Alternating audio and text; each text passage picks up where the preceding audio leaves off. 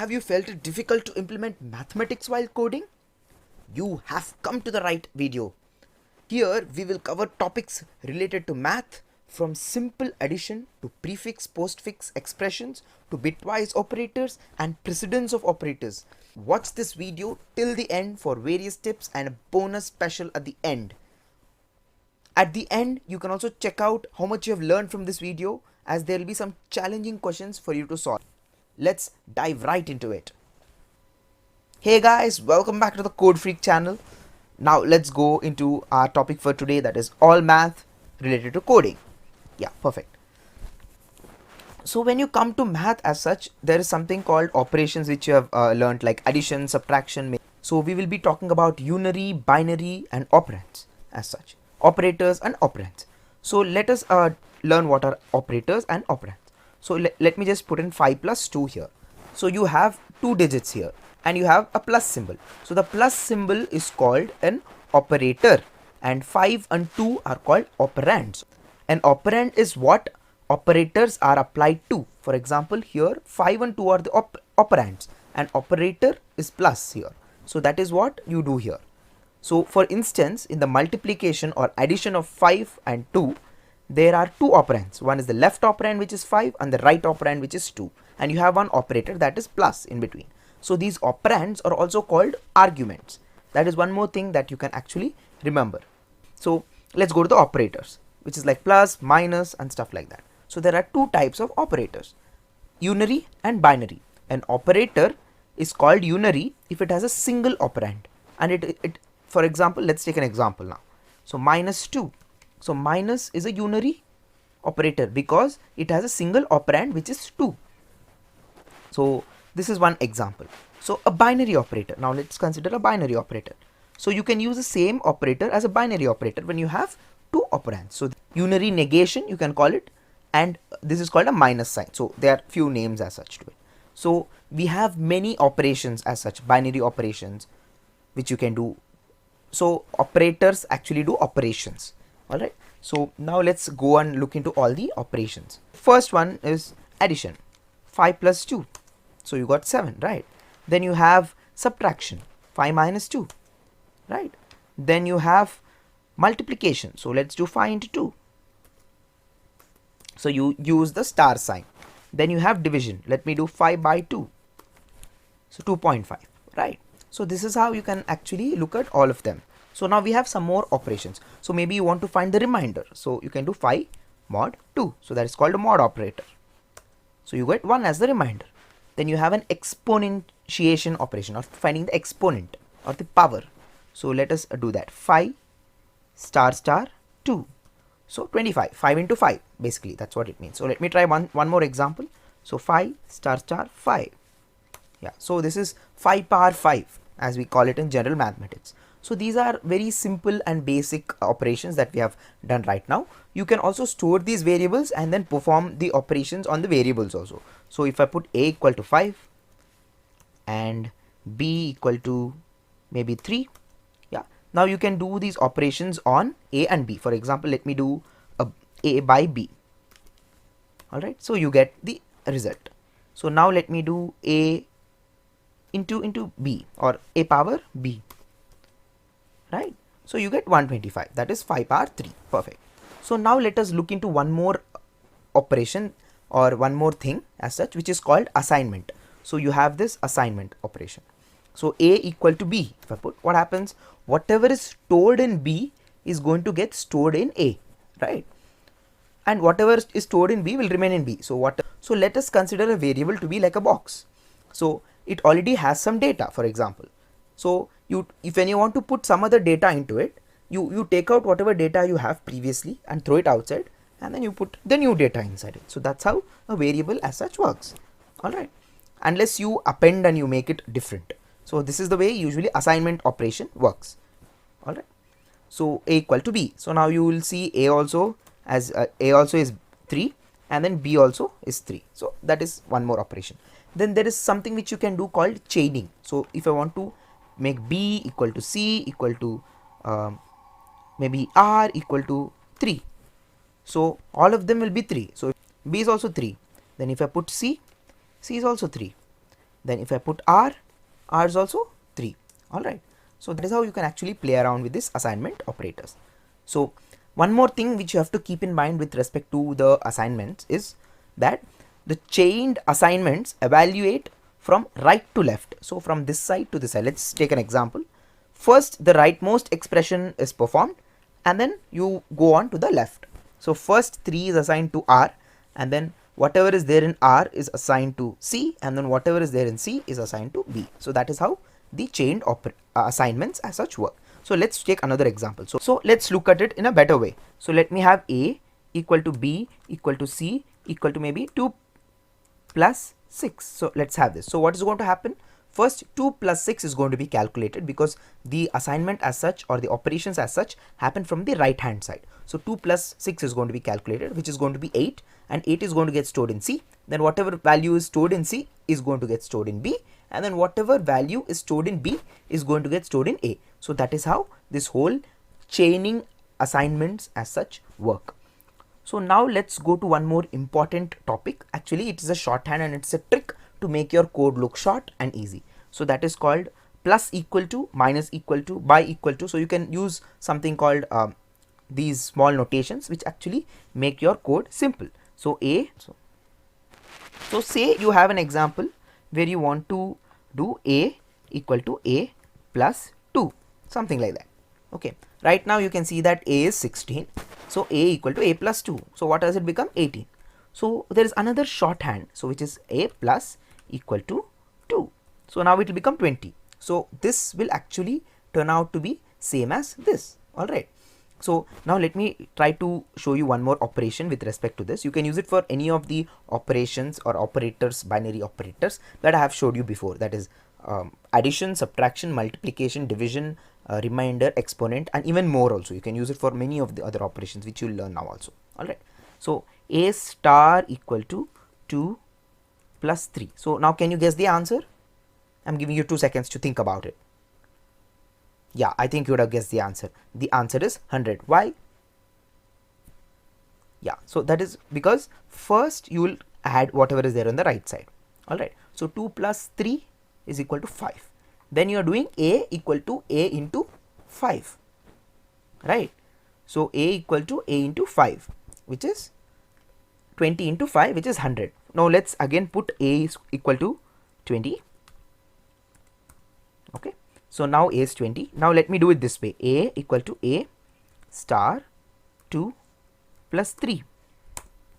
So you get 43 because first multiplication is done. So which is called precedence. So we will learn about precedence towards the later end. But you can actually remember that first star or multiplication is kind of calculated and then addition is calculated. So that is something new which you are seeing now.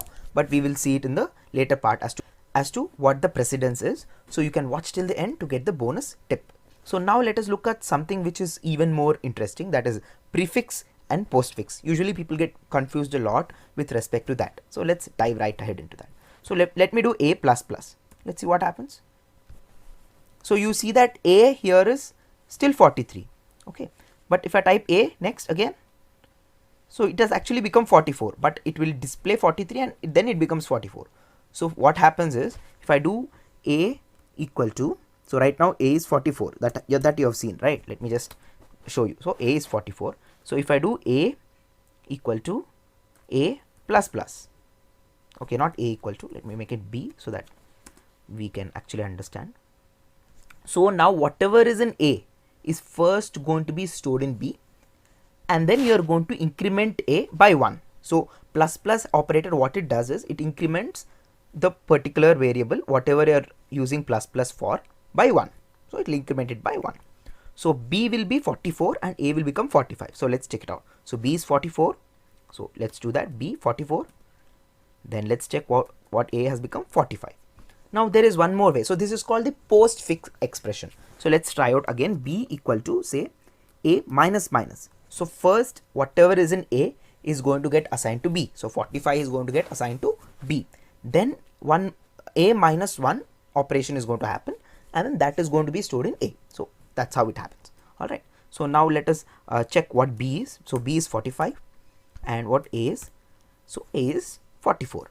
All right. So this is called the postfix expression. All right. So now let us go to the prefix expressions. So you can do this for plus and minus only, not for multiplication, because that doesn't make kind of sense. Okay. So now let us try out the prefix. So let me do b equal to, right now b is 45, you saw that, minus a. Okay. So now what happens here is, first let's look at the answer. So you have seen that a was 44 previously, right? That means what happened here was that 1 was subtracted from a and stored in a. So a became 43 first, and then whatever was stored in a, that is 43 right now, is being stored or assigned to b. So that is how the operation here is happening, I guess. Let's take one more example, then you can understand it better. So b equal to minus, let's go for plus a. Okay. So now let us look into this. So what happens here? So a is 43, so you're adding 1 to a, so it has become 44, and then 44 is being assigned to b. Okay. So let's give a 44 value that we had previously. All right. So now a is 44. So let's do b equal to a plus a plus. Okay. So now what is going to be the final value of a? The final value of a is going to be 46. That is understood. But what is going to be the value of b? So let's look at it. It is 89. But why is it 89? So this is how it happens. Okay. So you can start working from this whole operation from the right hand side. So for example, you have a plus here.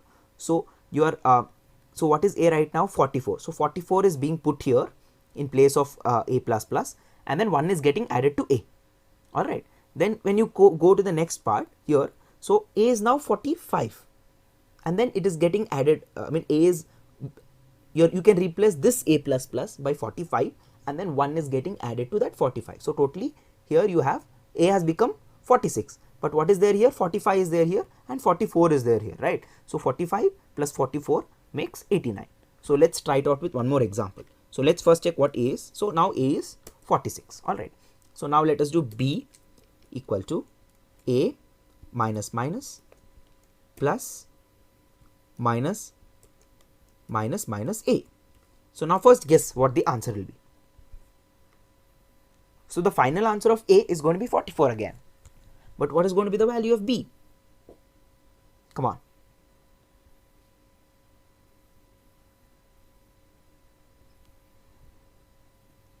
So let's check the answer. So 90 is the answer. Now let us come back to why 90 is the answer. So a here was 46, right? So minus a is what you have here. So it starts from the right side. I told you that. So you have minus a here. So because you have minus a, first you're going to minus 1 from the a. So you're going to have 45. So 45 is going to be put here. All right. And a is also going to become 45. Now you go to this part. A minus.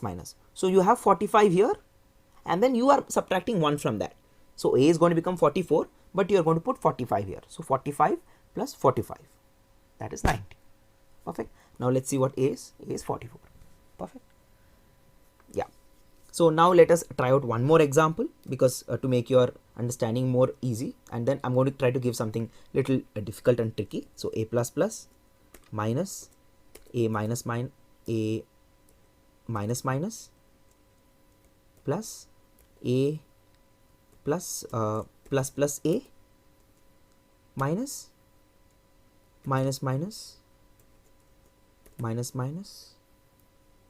a. Okay. So right now a is 44. Take a few seconds and try to take your pen and then try to actually work it out. All right. Yeah, do that. I'll give you few seconds. Then I'll explain to you. So I guess you would have got the answer by now, or you want to take a few more seconds, you can actually pause the video and do that. Okay. So I'll just go ahead. So let's see what the answer is. The answer is 0. All right. So let's try to find out why the answer is 0. All right, let's go right ahead. So we have 44 here. So let's use the same logic. We start from the right hand side. So the 44 is becoming 43 here, because you're doing minus. It's a prefix operation. So first it becomes 43 here, and a is also 43. And then you're having here also, you're having 44 here, right? Why are you having 44 here? You're adding 1 to the previous 43, which was A. All right. So this has become 44. Now you have the postfix expression here. So first you are going to store 44 here, and then you are going to subtract 1 from it. So here it is going to be 44, here it is going to be 44, here is going to be 43. Remember that. But now, right now, A is 43 again. All right. So again here what is going to happen? 43 is going to be put here, and then you are going to add 1. So A is finally going to be 44 only.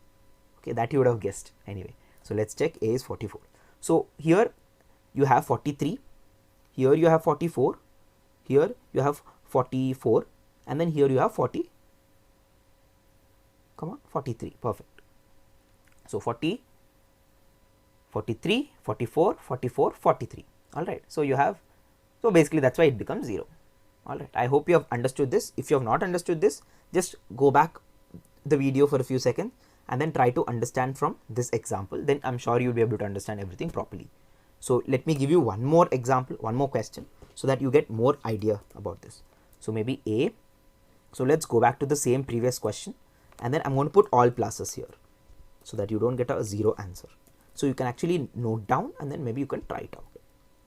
And I'll also change some plus to minus and stuff like that, so that you can see the difference. Yeah, let me do this. So now you'll see actually there is some kind of a difference in the answer. So I want you guys to ponder about this and actually get back to me about this. Okay, you can put in the comment section why this is 176. Now I want to do one more thing, because that would actually put a good thought in your head. So what I'm going to do is I'm going to make this for minus, and then I'm going to make this plus, and then I'm going to make this minus, and then I'm going to make this plus. Okay, perfect. So now let us try to calculate what the value of this whole thing, whole expression is. So actually A would have still remained 44 here only. So you can actually, A has become 45 because you're adding 1 first. You're adding 1 first, and then you put 45 here. Then you go here, A has become 44, and you put 44 here. Now you will put 44 here, and then A will become 45. Then here what you go, you put 45 because A is 45 right now, and then A has become 44 again. So it is 45, 44, 44 and minus 45. Okay, so let's actually calculate it now. What it's going to be? It's going to be 45 minus 44, so it's going to be same 0. Okay, yeah. So though the answer is same, the way it is calculated is actually quite different. That you would have actually guessed from this particular example. Fine. So I guess I'll give you some more questions towards the end. You can practice over that. If you have any other doubts, you can just put it below, and then I'll get back to you. Yeah. So now we will talk about the bitwise operators. So coming to the bitwise operators, you have bit and. So this is how it looks. So say you have A, or maybe we'll just use numbers here. So maybe we have 0, and you can put and 1. So let's see what happens. It is 0, right? If you put 0 and 0, let's see what happens. It's 0. If you put 1 and 0, what is it? 0. But if you put 1 and 1, you get 1. So only when both are true or both are 1, you get 1. So that's how the AND operator, bitwise AND operator actually works. So basically so then let's go to bitwise OR. So OR, what happens is, even if one of them is 1, it's going to become 1. All right. So that is what is the basic idea for OR, bitwise OR. So then we go to XOR. So it returns a 1 in each bit position for which the corresponding bits of either but not both operands are 1. So what it means is that either of them should be 1, then it gives 1. So if you have both as zeros or both as ones, it's going to give a 0. So if you, let's just try it out. So 1. So this is the bitwise operator. 1 is going to be 0, 0, 0 is going to be 0, but 1, 0 is going to be 1, and yeah, what is the other one? 0, 1 is going to be 1. So that is what the bitwise operator, XOR operator is. So I actually didn't show you the OR operator, so I'll just show you OR operators. So 0 or 1. So that is the OR operator. So you can just try out the OR operator. It's quite simple on this. So we also have bitwise NOT operator. Then you have the left shift operator, right shift operator, also strict right shift operators. So these are some things which I won't cover because they are really rarely used, and these are not actually that important in terms of the long run. If you want to learn more about them, you put it in the comment section. I'll reply to you personally and then we can sort it out. No problem at all. So we are going to see the comma operator here. So the comma operator is one of the rarest and most unusual operators. Sometimes it is used to write a shorter code, yeah, but we need not use it at all and need not understand it also. But I just want to show you that also. A comma operators allows us to evaluate several expressions, dividing them with comma, and each of them is evaluated, but only the result of the last one is returned. So let's take an example. A equal to 2 plus 3 comma 3 plus 4. So it is calculated left to right now. So 2 plus 3 is first calculated, which is going to be 5, and then 3 plus 4 is going to get calculated, which is 7, and 7 is going to get stored in A. So that's what happens, right? So that's how it happens. Okay. So now let us look at something little more nice. So that is called string catenation or string addition. So we have talked about strings, right? So you have A plus B, so becomes AB.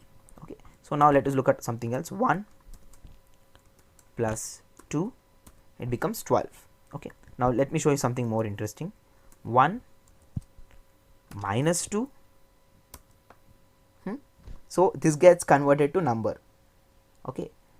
And then that's going to happen. So only when you use the plus operator, it becomes a string. All right.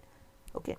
So that is something which you can keep in mind. But it's actually this string catenation or string addition is really helpful. So if you have a variable like A, so if you have a name inside it, like maybe Codefreak.